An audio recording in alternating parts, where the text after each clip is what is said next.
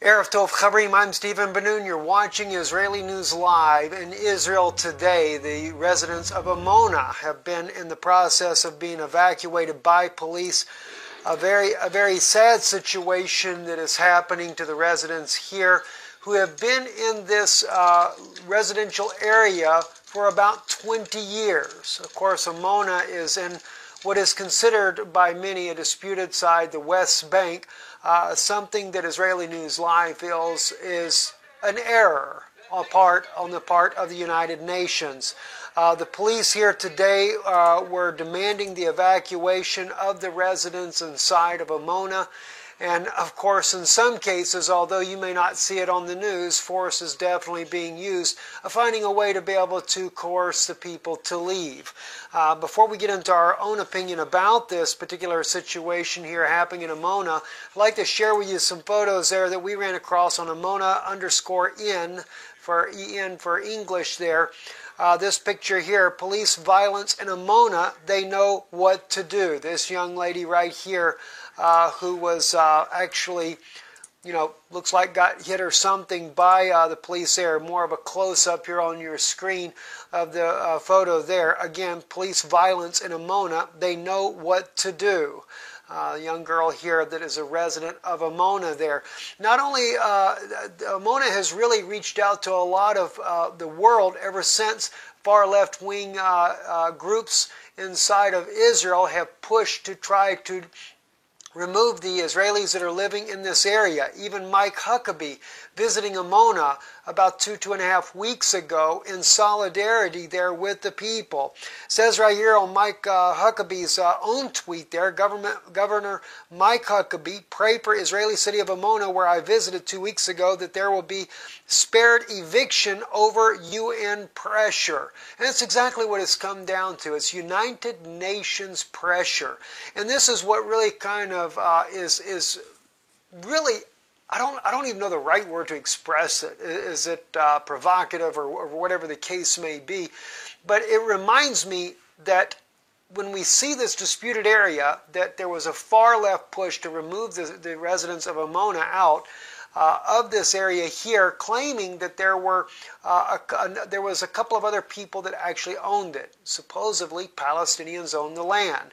However, there is a dispute over this claim, if this was really any validity to the claim in the first place.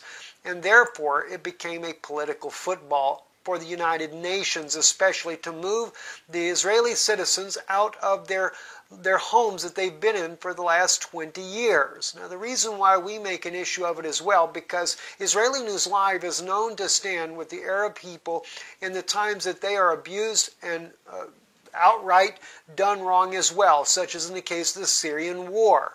We have saw that under the Obama administration that this was certainly a war that was against the Arabic peoples. We saw that. We stood for the Arabic people. We've stood for the Palestinians in time past as well when we see that they are being treated wrong too.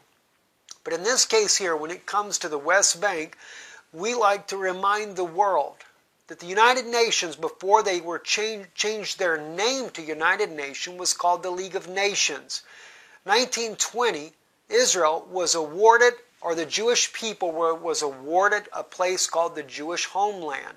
It was done after the First World War, when Britain had played a major role in toppling the Ottoman Empire, and under the British mandate, they had given this huge land, including everything west of the Jordan River and east of the Jordan River, and the land that is called Jordan today was given for a Jewish homeland.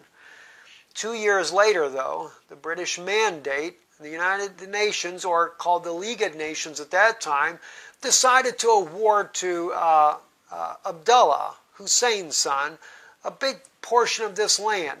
About 71% of the land was handed over immediately to the Arabic people, creating Transjordan, the Jordanian kingdom today, that we see that Israel lost. The Israeli people, though, or the Jewish people at that time that just wanted a homeland, didn't complain too much about it.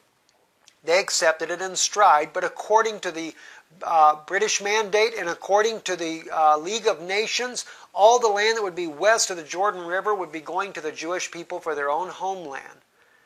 Then the Second World War started. And of course, Europe no longer allowed any of the Jews to migrate to their homeland. 6 years they would not be allowed to come to the land that was given to them for a homeland. Instead, they let Hitler and his final solution with Himmler try to kill off as many Jews as possible. All the while, Britain, who was in control of this land at that time and who also had given the mandate for a Jewish homeland, they began to allow, turning their head, turning the other cheek, so as it were, they began to allow a mass migration of Egyptians and now Jordanians into this land here to try to outnumber the Jewish population that was already there. But you know what a lot of people fail to tell you is that a lot of Jews that actually came from, during the Ottoman Empire, had come to buy and purchase land from their Arabic neighbors when they lived in peace together. Now they're being stirred by outside powers and still being stirred by outside powers. So I think the United Nations should live up to their obligation. Keep the promise they made. They reneged once in 1922, gave away 71% of the land, but the Israelis were willing to settle for everything west of the Jordan River.